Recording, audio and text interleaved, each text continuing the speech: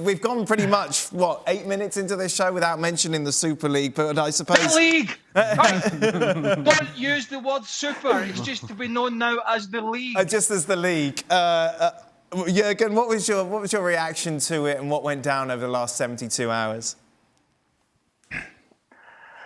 I think it's been quite crazy what went down the last 2-3 days. Obviously, this approach, this idea of creating that Super League without actually letting anybody know beforehand is really sad. It's sad because obviously you discussed it already up and down in all ways, but the biggest issue I think, going forward with this whole topic is there's no trust anymore.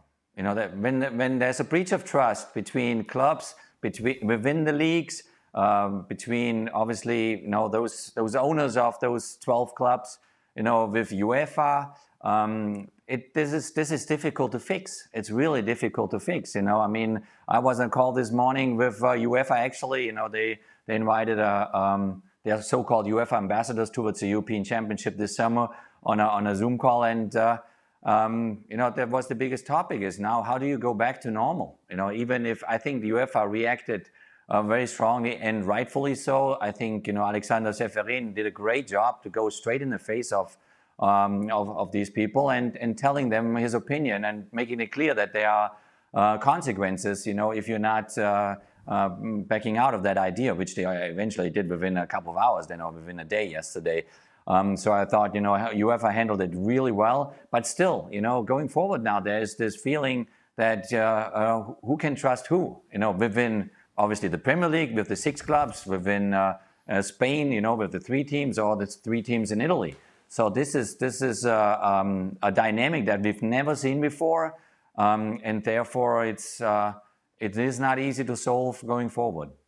Alex, what about the grovelling apologies today from some of those involved? I mean, John W. Henry, clearly the PR at Liverpool, stuffed him in front of a camera on a chair and said, speak, man. And then we had Joe Glazer, who said, the Man United owner or co-owner of Man United said, we need to rebuild trust. They didn't have trust in the first place. The United fans have never trusted them. They despise them. They don't like the way they run the club anyway. So there's never been trust. There's even less confidence now, as Jurgen said, in what these people might do. Yes, it's been thwarted for the time being. And then we have Man City, who apparently sent an email out to all the supporters. Oh, wonderful. Another spam email telling me I'm sorry. So, and also, I read somewhere today that they hired a PR, this sums it up. They hired, I think, a former political PR person from one of the British political parties. But she wasn't brought in till late on Sunday night. It's just, the whole thing is just quite incredible. And by the way, as we speak now, are the 2 Spanish sides, Barcelona and Real Madrid and Juventus, are they still in this competition? I think it's only Real Madrid and Barcelona who are officially still in this. It's just Clásicos galore. Florentino Perez, Ali, meanwhile, is just there going, no one's dropping out. It's all fine. We've got the bomb. Right. Couple of things. If Florentino Perez is going to be out front of the cameras talking about retaining the youth of the game and going after the 16 between 16 and 24-year-olds, is that really the person that is going to really communicate this message? Is this the guy who's going to relate to that age group? The answer is no.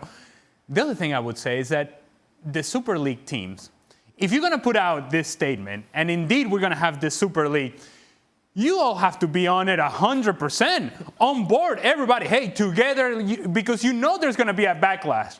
But there were cracks in this before they even put out the statement, before they even put it out there as an option. And the moment that they felt a little bit of backlash, then everybody started backtracking. You cannot go and make this sort of statement and say, you know what, we're going to create this league without having a full-on commitment and saying, hey, yes, there's going to be a backlash, but we're ready for this because we're together. Together? Nobody's together. The moment the backlash started, everybody said, hey, PR here, PR there, we apologize here, we apologize there. That's Barcelona and Real Madrid's problem. I don't know. You know what? We're sorry. We didn't mean it. My bad. Yep. It doesn't work that way. Nedum, how has it all been received in England over the last 24 hours? These apologies that Craig brought up, obviously something new. Well, we can talk about the apologies, but I'd ask Craig, at this point, some of the people who were involved in this anyway, these are essentially the villains of world football as it is, when we talk about Florentino Perez and so on. So for these guys, they've made a terrible decision in the way that they've organised this whole system. But I think it's also kind of revealed some of the significant flaws that existed within football anyway. And the fact that, you know, they're coming out and apologising, it makes no difference. Everybody still knows those people. They know the villains. And to talk about the fact that there was no unity in their joint statement on Sunday, I think that was very significant because in some ways, yes, this has been a PR nightmare, but it made it slightly easier for some because they never put their words to the statement on Sunday and Monday. And that's why I believe that the tournament itself or the league was never going to happen, because I don't think people fully believed in it, even though it felt like they were there with it. Because say the Perez and I think the guy, United owner and stuff, they're coming out saying, this is this is that, this is what we believe in. And realistically, if there was unity, as Ale said, everybody would get behind it. But the backlash has been outrageous. But let's be very, very clear here. When we talk about this Super League, people have this desire within them to believe that football, it is a meritocracy, but it's something which is based around, success is based around having the greatest amount of resources and more money available to you.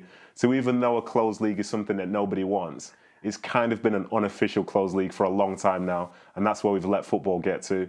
So unfortunately, some of these issues that were simmering below the surface, they've come out and people have had to deal with them head on. And it's been a very, very tough few hours for a lot of people. But thankfully, that's been pushed to the side. But I still think reform needs to be had because ultimately this situation is the lesser of two evils as opposed to the perfect solution. Jurgen?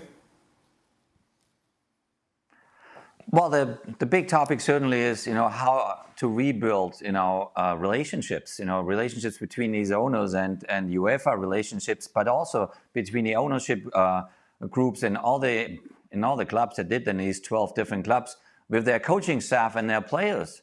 Because obviously, for the coaches and the players, these last couple of days were an absolute nightmare, and therefore, I mean, football is built on relationships. Football is built on you got to earn your spot and earn your spot in the way, over decades, how the system was built in all the different countries around the world with promotion, relegation. And if you earn your spot, you move up, you move down. And now comes this idea, which is clearly, they called it in Europe. Therefore, they called it the American model. The American model based on the NFL and the NBA. It's a kind of a closed circuit. It's just people can come in, but MLS similar too. If they pay a decent amount of money, and then you can be part of that closed circuit, and we protect you, so you're not getting relegated. Nobody takes your money away, and in a certain way, it's kind of a socialist system within a capitalist country. If you do really badly at the end of the year, you get the first draft for the next season.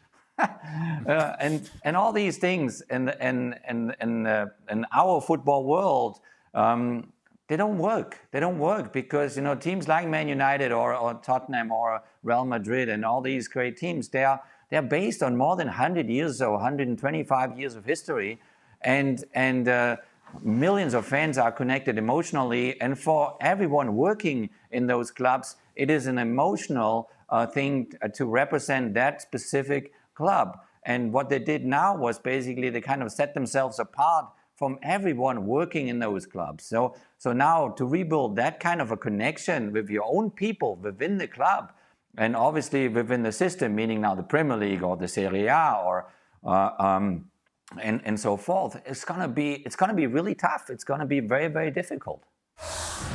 Well, thank you very much for watching ESPN on YouTube. For more sports highlights and analysis, be sure to download the ESPN app. And for live streaming, premium content, and let's not forget as well, ESPN FC 7 days a week. Subscribe to ESPN+.